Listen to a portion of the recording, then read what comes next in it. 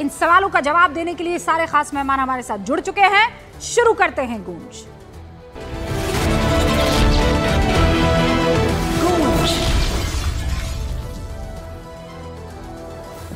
और इस मसले पर चर्चा करने के लिए हमारे साथ इस वक्त सुधांशु त्रिवेदी जी, भारतीय जनता पार्टी के राष्ट्रीय प्रवक्ता, आपसे कुछ ही देर में जुड़ने वाले हैं। आपको मनोज काका नजर आ रहे हैं जो कि समाजवादी पार्टी के राष्ट्रीय प्रवक्ता हैं। आपको पंकज जी नजर आ रहे हैं, वरिष्ठ पत्रकार भी है, राजनीतिक विश्लेषक भी है और कांग्रेस का पक्ष रखते हैं। हमारे साथ इस वक्त जेडीयू के सत्यप्रकाश मिश्रा जी भी हैं, राष्ट्रीय प्रवक्ता हैं।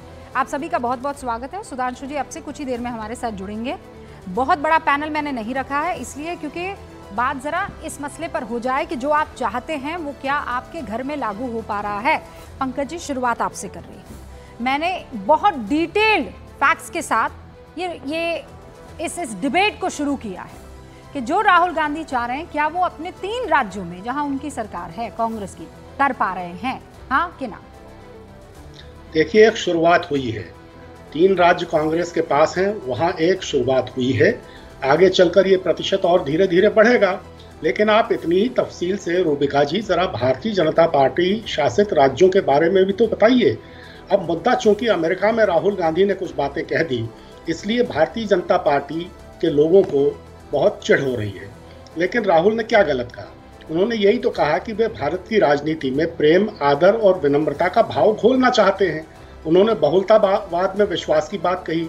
उन्होंने भारत को राज्यों का, संस्कृतियों का, भाषाओं का संघ बताया, union of states, union of cultures, union of languages की बात की। तो इनमें से कौन सी बात गलत है, उस पर बात होनी चाहिए। मैं बताती हूँ Pankaj ji, with all due respect, आपने कहा रूबिका आप ये बाकी स्टेट्स के बारे में क्यों नहीं बता रही और खासकर बीजेपी शासित राज्यों के बारे में क्यों नहीं बता रही? सर इसलिए क्योंकि यहाँ सुधांशु त्रिवेदी वो जवाब देंगे। सुधांशु त्रिवेदी या उनकी पार्टी या ऐसा कोई शख्स मुझे बता दिए जिसने कहा कि जहां 90% आबादी को उनका हक नहीं मिलता है मैं उस जगह रहना नहीं चाहता। ये मैंने नहीं कहा, ये राहुल गांधी ने कहा। तो राहुल गांधी जब ये कह रहे हैं तो मैं ये मानकर चल रही हूँ कि 90% आबादी को हक उन्होंने अपने 3 कांग्रेस शासित राज्यों में दिला दिया होगा। दूसरा, जिस मॉडल की वो बात कर रहे हैं, एक तो जातिगत जनगणना हो गई, जिसकी जितनी संख्या भारी उसकी उतनी हिस्सेदारी वाली बात हो गई, और तीसरा कि हम जो है आपको गारंटी दे रहे हैं। सर गारंटी देने के लिए आप कंगाल थोड़े ही ना हो जाएंगे। और मैंने इसीलिए वो 3 राज्य रखे हैं कि वहां पर क्या ऐसा हो पा रहा है कि नहीं, और आपके सामने है सारी चीज। होने की शुरुआत हो रही है, एक ठोस शुरुआत हो रही है। अगर 90% आबादी को उनके हक दिलाने की बात राहुल गांधी कर रहे हैं तो उसमें कुछ भी गलत नहीं है। अभी अगर कुछ राज्यों में वो प्रतिशत थोड़ा कम है तो धीरे धीरे बढ़ेगा। आखिरकार नियत तो है, कम से कम ये तो सोचिए कि मंशा तो है, तो इस मंशा पर बात होनी चाहिए। अब राहुल गांधी ने जैसे कि अमेरिका में कहा कि भारत में कौशल की कद्र नहीं है, तो सही कहा। प्रधानमंत्री कौशल विकास योजना रूबिका जी पूरी तरह नाकाम हो चुकी है। इस योजना में तरह तरह के घोटाले हैं। कौशल विकास केंद्र किन लोगों को चलाने के लिए दिए गए हैं कौन नहीं जानता है, और उनमें जो लोग प्रशिक्षित हो रहे हैं उनमें से 20% को भी नौकरियां नहीं मिली हैं, और जिन्हें मिली दिखाई गई हैं उनमें से 75% के नियुक्ति पत्र फर्जी हैं, आरोप हैं, जांचें चल रही हैं। मतलब आप ये कह रहे हैं ये जो आंकड़े बताए जा रहे हैं वो सरासर झूठ हैं। मैं सुधांशु जी का इंतजार कर रही हूँ, अब से कुछ ही देर में वो हमारे साथ जुड़ने वाले हैं। लेकिन सत्यप्रकाश जी, सुना आपने, नियत है, शुरुआत हो चुकी है हमारी, हम तो ये चाहते हैं कि हो जाए। राहुल गांधी 2 टूक बात जरूर कर लेते हैं। उनकी सरकार है कर्नाटक में, जातिगत जनगणना पूरी हो चुकी है। उनकी हिम्मत नहीं है कि जातिगत जनगणना की उस सर्वे रिपोर्ट को कर्नाटक की जनता को बता करके और वो उनकी जो मंशा है वो करके दिखाएं। तेलंगाना में एक मुस्लिम मंत्री नहीं है, अभी आप रिपोर्ट में कह रही थी, वो फोन करेंगे और कल मंत्री बन जाएगा, ये करके दिखाएं।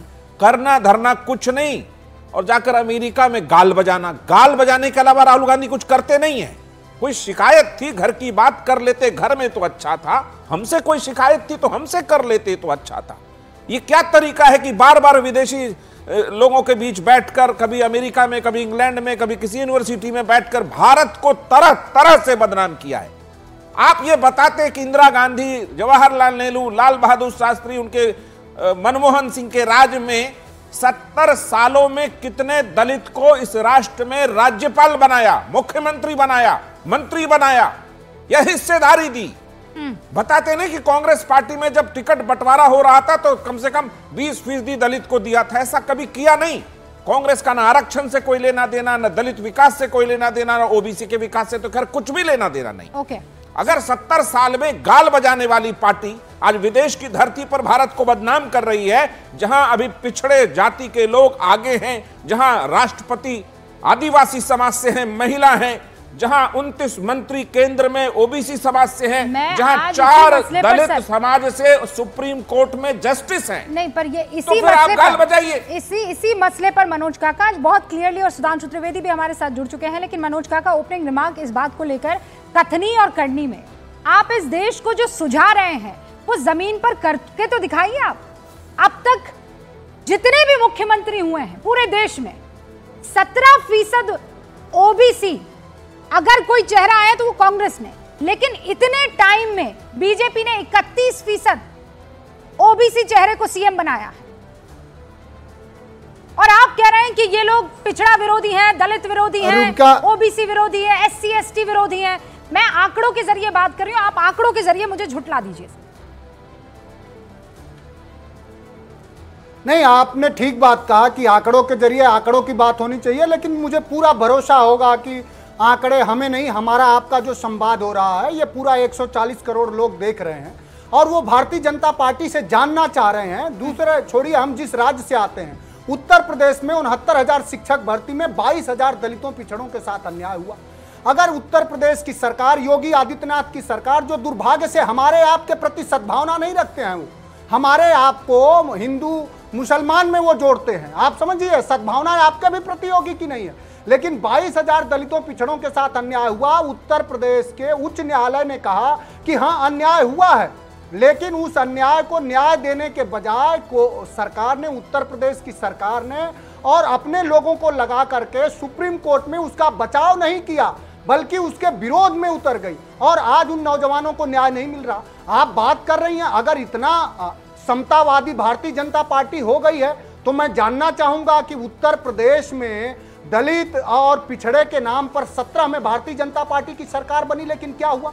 इस देश में ये आंकड़े हैं, आपको पूछना चाहिए कि 17,000 दलितों, पिछड़ों और आदिवासी समाज के नौजवान जिनका आईटी में, आईआईएम में एडमिशन हुआ और वो इस कारण से छोड़ दिए कि वहां उनके साथ भेदभाव हुआ। इस देश के 18 से 20% मुसलमान की आप भारतीय जनता पार्टी से और अपने सहधर्मी और वैचारिक जिनके साथ आपका लगाव है, कम से कम सुधांशु से पूछिए कि इनके कैबिनेट में कितने मुसलमान कैबिनेट मिनिस्टर हैं, इनके कितने मुसलमानों को इन्होंने टिकट दिया, ये पूछिए। और इनसे ये जानना चाह रहा है ये देश के केंद्रीय विश्वविद्यालयों में जो 45 है उसमें कम से कम 10 भी आपने ओबीसी और एसटी वर्ग के कुलपति क्यों नहीं बताया? क्यों नहीं? उत्तर प्रदेश में 36 स्टेट विश्वविद्यालय आपको पूरा हक है, एक भी दलित और ओबीसी वर्ग जो सबके हक अधिकार न मिल जाए, हम मजहब की बात कर रहे हैं, सबकी जिसकी जितनी संख्या सुनिए ना, भागीदारी। हाँ, तो मैं आपसे कह रही हूँ मनोज जी, बगल ही में आपके खिड़की है जहाँ पर सुधांशु त्रिवेदी जी हैं। आप ये सवाल उससे पूछने का पूरा हक रखते हैं, लेकिन आपकी उतनी ही रिस्पॉन्सिबिलिटी अपने साथियों के प्रति भी है। तेलंगाना में कितने मुसलमानों को उन लोगों ने, वो तो पक्ष में रहते हैं ना, वो तो पूरा टाइम मुसलमानों की बात करते हैं ना। सबसे ज्यादा आबादी होने के बावजूद मुसलमानों की, बताइए कितनों को मंत्री बना दिया तेलंगाना में कांग्रेस ने? पूछिए ना फोन लगा के राहुल गांधी को। हैं? आप तो इन लोगों पर सिर्फ थप्पा लगाते हैं। राहुल गांधी से कौन होता हूं पूछने वाला? क्यों नहीं? इंडिया गठबंधन में नहीं है आप लोग? क्या आप कांग्रेस में मुस्लिम नेतृत्व नहीं है? भारतीय जनता पार्टी में कहां मुस्लिम नेतृत्व है? आप वो पूछिए, सुधांशु जी बिल्कुल बगल में है, अभी जवाब दे देंगे। पर मैं जो आपसे सवाल पूछ रही हूं, ये 2+2 आप आबादी के हिसाब से इसीलिए मैं सवाल पूछ रही हूं आपसे। और बात नागरिकों के सम्मान देने की हो रही है। जब इस देश का सभी बात हो रही, तो तेलंगाना में वो सम्मान काहे चला जाता है कबड़ के अंदर? सर सुधांशु जी। न्यूज़ 18 इंडिया चौपाल, एक ऐसा मंच जहां जब जब बात निकलेगी तो सिर्फ दूर तक नहीं बल्कि दुनिया के कोने कोने में जाएगी, क्योंकि इस बार बात होगी भारत के वैश्विक महाशक्ति बनने के लक्ष्य पर। सरकार, समाज, सेलिब्रिटी और स्पोर्ट्स स्टार्स के साथ न्यूज़ 18 इंडिया चौपाल देखिए सिर्फ न्यूज़ 18 इंडिया पर।